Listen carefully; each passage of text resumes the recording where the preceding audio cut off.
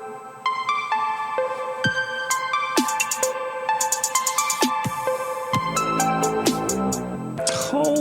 I haven't heard that music in quite a while, and it sounds just as sweet. The Every Hornets Box Score podcast is back. We're in our third season, I think, of Every Hornets Box Score, and I'm so excited and so thankful to everyone that has supported the Every Hornets Box Score journey here. And we are back to do game notes and a podcast on the Charlotte Hornets, covering every single Hornets box score. And I have the latest up on the screen. Preseason game number 1. Hornets fall to the OKC Scattered Showers, the B team, the C team, 135 to 114. We've got a lot of game observations to get to. Want to look ahead to the next game against the Oklahoma City Thunder as well. I'm Doug Branson. I'm joined here by Evan Hale from the Hellstrom Sports blog, and Evan is going to help us out here on Every Hornets box score throughout the entirety of this season. You may remember he did a few game notes last season, so thank you, Evan, for contributing this season. Excited to have you on board and partnering up for this season of Hornets basketball. Yeah, thank you for having me, man. I'm really, really excited to be here. I'm really excited to talk some Hornets basketball. You know, the team's interesting this year. I'm excited, with just everything. I'm cautiously optimistic, I think, is the proper way to put it as a Hornets fan. But no, definitely, I'm enjoying this roster for what we have, even if it is a little funky, a little different, Yeah, I think the natural state of the sicko is cautiously optimistic, right? I mean, that's that's where we have to be. And honestly, we don't even deserve to be there. We don't even deserve to be cautiously optimistic. We should be cautiously pessimistic. But that is the hope is the sickness. And I think it's easy to be optimistic when you do feel like at least you have a front office that has the right process. We still have to see how the results are going to pan out, and they've got a lot of results to figure out when you draft 4 players onto a roster that was already considered young and inexperienced. There are going to be a lot of things that we figure out in real time this season. But one of the things I think that we're starting to get a little bit more confident, if you will, is in the comfort level of Collin Knueppel, who scores 18 points in this game. Seemed like the big story out of this game was Collin Knueppel, his ability to score in the paint. But you were in the arena in North Charleston, this game not being played at Spectrum Center because of ongoing renovations. You made the trip. For you, that would be down to North Charleston, right? You made the trip down. And what was the atmosphere like in the arena, and what were your observations of Collin Knueppel and the rest of the Hornets? Yeah, being in South Carolina, it was cool to have a game played in South Carolina, so it was pretty nice. It's about a 2-hour drive for me. The arena, it was a cool atmosphere. It was a cool vibe. There was a lot more Hornets fans there than I thought there were going to be. I thought it was going to be more of like a novelty. There's an NBA team here, but maybe it was a section I was in, but it was a lot of Hornets fans. And it was a good time. I had a really, really good time. The rookies, they all gave me things I liked. All gave me things I didn't like. Except for maybe Con. I think Con just played good. Maybe like a 1 or 2 defensive lapses early, but I mean, he looks fantastic. I think his offense. I mean, at the Spectrum Center, there are kind of screens in all 4 corners of the stadium. You can see how everybody scores, how many points they have. I didn't know Con had as many points as he did leaving the arena, because I don't go on my phone during the games. I wasn't checking the score updates, just how many points people had, and he just scored consistently, and it felt like he was in the flow of the offense the entire time. Yeah, for sure. I was surprised at how few 2-point shots he attempted. It seemed like he was just super efficient on those attempts. He had the baseline drive. He had the up and under that he made off the attack from the top of the key. But 10 of his 13 were from 3, but he just knocked down 2 out of 3 of those 2-point looks, and they were just so nifty and crafty. And just this comfort level. And you take that for granted. I think it's easy to take that for granted, particularly coming off the Brandon Miller draft, because he was the same way rookie year. He just had such a good feel for when do I shoot it, when do I pass it, when do I move and where do I move. And so to draft someone else in the top 5 to nail that particular aspect, you cannot take that for granted, because the Hornets have drafted players within the top 5. They've drafted plenty of players in the lottery that came in the rookie season, just did not look like they belonged on an NBA basketball floor and looked like they had a lot of development ahead of them. I mean, they're employing one right now in Tijan Salon, who I thought struggled pretty mightily in this game, even though he hit a couple of three-point shots. Maybe we'll touch on him a little bit later.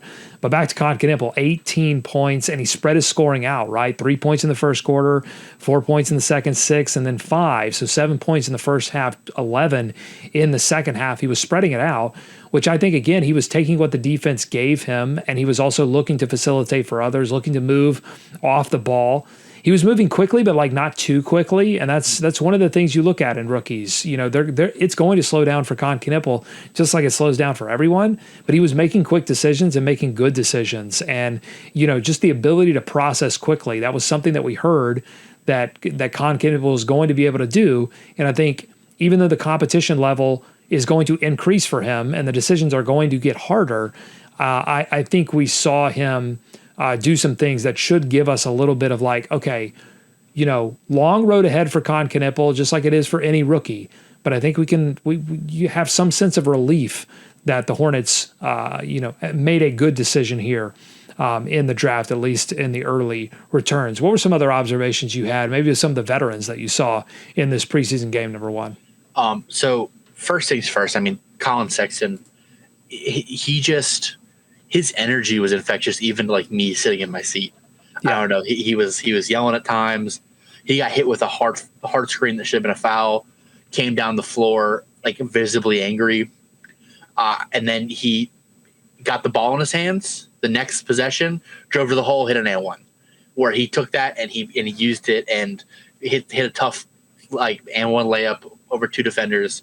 And that, you know, other guys taking an angry shot I might not be a fan of, but I think Collin Sexton uses that very well. He uses that energy very well, and I mean, he obviously converted the shot. I mean, and you could just feel the other people in the court feeling that, and you know, it was very infectious. Yeah, for sure. There was a play where he tapped out an offensive rebound and the ball landed right in the middle of the floor. And I think Knueppel was right there. There was another player, and I believe it was another young player that was right there, and no one went after the ball. It was one of those situations where it's like everybody thought everybody else was going after the ball. And you could just see Collin being like, guys, somebody has to get it. I tapped it. I did my job. Now you've got to do your job. And that's what you want to see from Collin Sexton. You want to see him and Brandon Miller and Miles Bridges continue to really set the standard and saying, this is what we're going to do, not only in the locker room, not only when they're in the film room, but you want to see them doing that mid-game, like keeping everyone's competitiveness level, their intensity level up at all times so that there are no lapses, that you can play a full 48. Collin Sexton is the kind of player that allows you to do that. He is going to have defensive issues himself, for sure. This entire team is going to have defensive issues, but he doesn't have competitiveness issues. Yeah. And he had 7 free throw attempts, getting to the rim. Like, that's going to be so valuable to open up things, open up driving lanes for LaMelo, open up driving lanes for Brandon Miller, for sure, to make life easier on him. Yeah, man, I couldn't be more excited to have Collin Sexton on this team for however long he remains a Charlotte Hornet. And I said this on Locked On Hornets, I thought one of the more interesting box score lines in this game was Trey Mann at 7, 5, and 5. I thought one of the more complete box score lines of anyone else off the bench, leads the team in assists, and one of them was a nifty little rope that he threw to Moussa Diabate to open him up. 3 of 7 from the field, did hit a 3-point shot, 1 of 3 from the field there, and only 1 turnover to those 5 fouls. Good to see. I just think everyone that came back from injury, apart from Brandon Miller, seemed to like kind of pop immediately. Yeah, definitely. I mean, Trey Mann, he wasn't out there long. It felt like, I mean, he was out there longer than the other guys because I'd getting some run, but when he was out there, what was his playing time there? Let me try to see that. Yeah, 17 minutes. So about the same as like LaMelo and Miles, a little bit more. But I mean, he just felt like he was in control the entire time. He was, the ball was running through him. He's making the right plays. Another guy who had a really good game that I think is going to be understated because of the points is Miles Bridges. They talked about wanting to get into motion and get the ball moving. Last year, I noticed Miles Bridges would be more of a guy who leaked out at times for break opportunities. He was attacking the defensive glass, trying to get the rebound because he knew he could outlet the ball, and he was doing it. He was the reason that they were getting out, and then they weren't converting. They were taking a lot of the issue with having him leaked out for a fast break attempt resulted in other guys having to take the shot, and it wasn't as they weren't converting it as well. But I mean, my buddy Lee, who I went to the game with, said RTB stands for rebound the ball. Like all of his ats are at RTB for Miles Bridges. He's attacking the glass, and that was something that I think was a veteran move. I think he shot 50% from the field. He hit one of two threes, and right there, one of two threes, and I'm trying to read the box score. Yeah, we'll see. We'll see what Mason Plumlee does this year if he starts. How many rebounds he gobbles up, but without Mark Williams on the floor this year, I mean, unless they make a move at the deadline for another big man, I mean, I would almost venture to say Miles Bridges leader in the clubhouse to lead the team in rebounding. I can see that. And I think they're going to need him to do that. And it's it's going to come in a variety of different ways. But I think if his scoring dips, it's because they're going to ask a lot of him in terms of crashing the glass. Yeah, no, definitely. I could really see that. I mean, the only way I see him not leading the team in rebounds is if Musa gets the most minutes at center, because he is a guy who gobbles up a lot of boards. But I'm not too sure what the center look is going to be. It's still too early to tell because they didn't play Mason. He was there. I know some people didn't see him in the broadcast. They didn't show him out from what I heard, but he was there. He was suited up. Didn't take off his warm up. I think he was the only guy to not take off his warm up the entire game. So. But he was sitting on the bench the whole time. Yeah, and I think we'll see him in game 2. It was some personal reasons that kept him out. I think it's just needing to get him some practice time and understanding of what they're trying to do. So, I fully expect to see him maybe not start game 2, but at least get some minutes, because you have to get all of these guys into game shape and get them ready to, avoid any kind of injuries to begin the year. So, some ramp up, I think we'll see a little bit of Mason Plumlee in game 2. Let's stick on the center position though and talk about Ryan Kalkbrenner. What was your evaluation of his first game? 11 point. Let me run down the box score here. 11.7 rebounds, 4 of 6 from the field, 3 of 5 from the free throw line. Can shoot from outside. Did not take a 3-point attempt. 2 steals and a block as well. 1 turnover. Did draw 5 fouls as well. What were your early returns of Ryan Kalkbrenner? The defense wasn't as bad as it was in summer league. I know people are going to say, the defense didn't look good either, but I think it was more of a rotation issue. I feel like they were missing the rotations for the big specifically all the way around. It's like Musa missed some. I think Kalkbrenner missed some.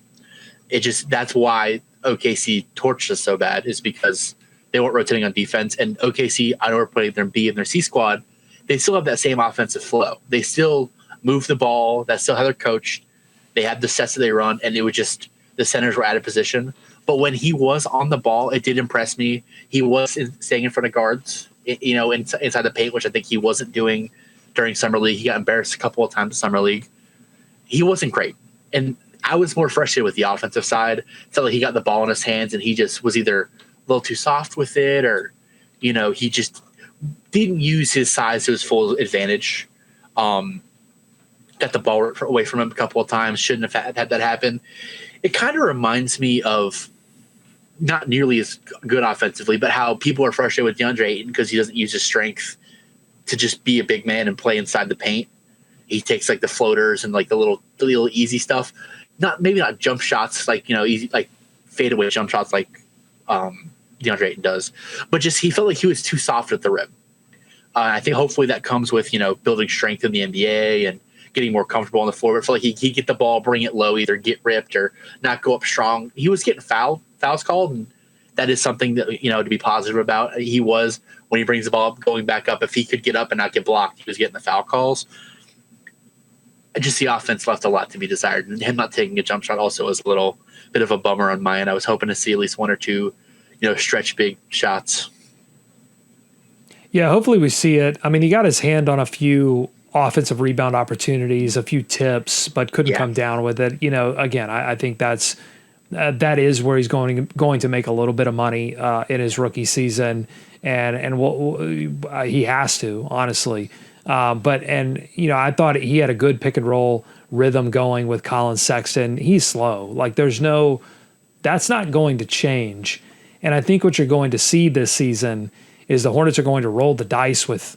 Well, they're not really going to roll the dice with him. They're going to roll the dice that his matchup is just going to not hit a bunch of 3-point shots. And sometimes that's going to work for them, and then they can use him as a roamer around the paint to keep the guards out.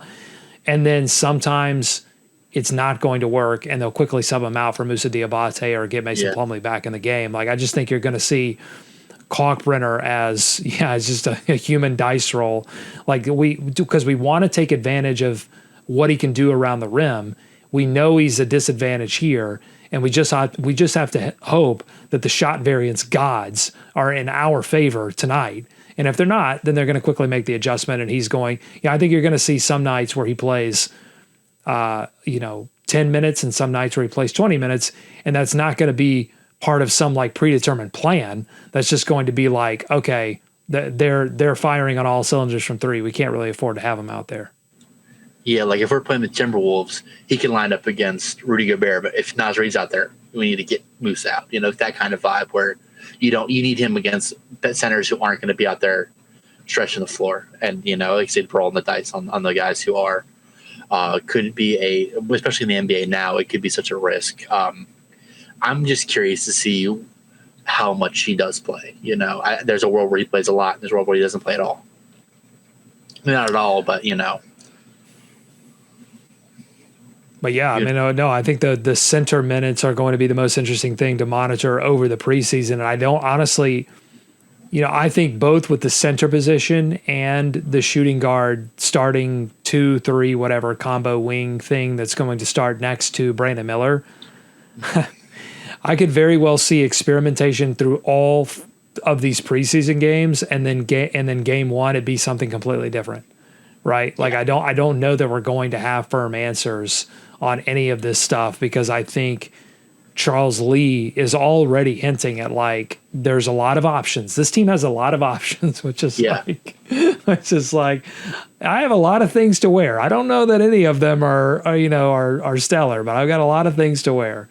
So yeah, it'll be very interesting to see. Looking ahead to preseason game number 2, Evan, like what are you most looking forward to seeing in this rematch with OKC? I'm just hoping to see better defensive rotations from the bigs. Like I was saying, that was a really issue. That's why they got up so many points. It felt like they were either, somebody was open in the paint, we were crashing, and then we were leaving shooters open, or it just, we were giving up easy stuff inside. So and also making sure we can get out on shooters. They said they want to keep everything in front of them, I guess trying to prevent, everything going inside. In doing so, you're leaving shooters open. And that's, especially against a team like OKC, because yes, it was their B and their C squad, like everyone's been saying, but they might have the best B and C squad we've seen in the NBA in a very long time. So those are guys. I think they are a team that can have your B squad be your starting 5 and still be a competent team, especially with how they're run. So just better defensive rotations, so you don't embarrass yourself. You just want to see competent defense. Is really what all I want to see. Yeah, more communication, particularly from the rookies. And Khan called this out in the post-game press conference. Like he and Liam, and there were just multiple possessions where it typically involved one of the young players and either another young player or a veteran. But that was the common core of like not either too little communication or the wrong communication or no communication at all. And 2 guys would follow the ball handler, leaving somebody open in the corner. So, you got to clean that stuff up, but that's what preseason is for. What do you want to see out of LaMelo Ball and Brandon Miller, the 2 stars? What do you want to see out of those guys? A little bit of a different game for those 2, like LaMelo Ball, 11 points, 2 rebounds, 3 assists. He had the highlight plays, the step back 3-point shots, but as you dig into the tape, you also see some like transition opportunities that he missed. You see him getting back cut, some of the same defensive issues that we've seen for years. Brandon Miller just had a miserable shooting night, and then 8 points. Didn't do too much else, but did have 2 steals. Also had 2 weird fouls on shooters early in this game. What do you want to see out of the 2 stars as they enter preseason game number 2? One of the fouls he had was kind of a weak call on the jump shot. By the way, I mean it felt like maybe a high five. It's preseason for everyone, right? Preseason for everybody, exactly. One thing that I really liked about LaMelo, what I saw in the arena, he had an errant pass or something. I think he missed a cut. I forget exactly what happened, but he made a mistake facilitating the ball, and then Charles Lee pulled him out because it's about time for him to sub out anyways. Not like punishing him for having a bad play, but he comes to the sideline, and instead of going to sit on the bench, he kind of walks down the bench, and then Pat Connaughton and especially Dinwiddie were kind of both the whole game until they got in. We're kind of like on these mats on the floor, stretching, staying loose, because they knew they'd be a second half kind of players to go out there. And he sat next to him and talked it out with him. Just what the veteran, especially Dinwiddie, and they were talking out what they were seeing. So I think it's cool to see that he is, having these veteran point guards in there with him, having a guy who has experience in just talking to him, hearing what he has to say. I think that's going to be a good thing for him. And I imagine that, especially when he's our last guy on the roster, because that's who he mostly talked to. I'm not too sure, to be honest with you. They both played terribly. Just Spencer Dinwiddie and Pat Connaughton both had horrible games. Not to go there. But I just want LaMelo to just show some consistency, show some, growth overall. Just find a way to be productive even if your shot's not falling, because that's his biggest issue, I think. When LaMelo is amazing when he's scoring 30 points, but he has a bad shooting night. It feels like everything falls apart. He has dumb fouls. He's given up, backdoor cuts and everything, not being distracted on defense just by his own errant plays on offense. So if he can just stay engaged on both sides of the ball and impact winning, even if you're not having a good offensive night, he hit that crazy kind of falling out of the corner one-legged 3 during the game. That was awesome. But if those shots aren't falling, I need to see some impact there. And I'm hoping that those kind of talks with guys like Spencer Dinwiddie help. Yeah, that looked like preseason game number 1, LaMelo Ball. Like he was out there to try to get his legs under him. I'm looking, and I don't know if it's going to happen in preseason game number 2. I want him to stay healthy, obviously. Yeah. But I'd also like to see in one of these preseason games him get really engaged, and let's see like what like 100% LaMelo Ball looks like, and maybe we don't see that until game number 1. I think it will. An interesting question as we look ahead to the season, like, are we going to have another Nets game where there is a benching, where there is hey, look, if you're not going to be engaged on the defensive end of the floor, or you're making decisions that are actively hurting the team, like how much leash is he going to have from Charles Lee on those kinds of situations, particularly when you look at if they're going to play him with Knueppel and if Moussa Diabate does start, like there's already so little margin for error on the defensive end of the floor. I mean, that starting lineup again against the B team of the Oklahoma City Thunder, a -8 in 7 minutes of play, a 164.7 defensive rating, just got absolutely shellacked. And so, how much of that is going to be at the feet of LaMelo Ball, and how much will Charles Lee tolerate that in a year in which he's probably going to have to tolerate more than I'm sure he wants to in terms of defensive lapses. But he doesn't seem like the kind of guy that's going to tolerate being defensively unengaged. Yeah. It's one thing to have like a miscue. It's another thing to not be engaged, particularly like there was that one possession where I think it was on the one where he drove and then like tried the whip around pass that goes off. I don't recall who shot it, but it went off the rim, and then he just kind of jogged on transition, like those kinds of plays. Like how many of those kinds of plays happen before Charles Lee says something in a post-game press conference or does something within a game, because he's already set the precedent. Like he's not afraid to do that. But how many times can you do that with the player that is the highest paid player on your team without it actually causing problems? That's something I think that's going to come to a head this season. Yeah, no, I'm just hoping that's more preseason than it is, attitude and how he's going to approach the season as a whole.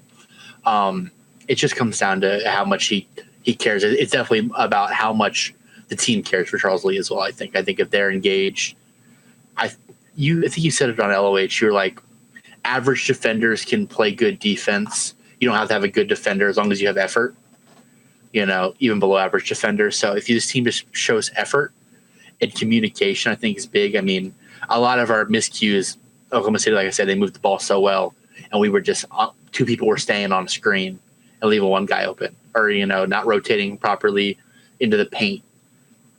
Those are going to give up so many points, especially against a team that moves the ball so well, like Oklahoma City. So, hopefully, those are things that are ironed out, and we can handle. I hope Charles Lee doesn't have an aneurysm this season from watching this team play defense. But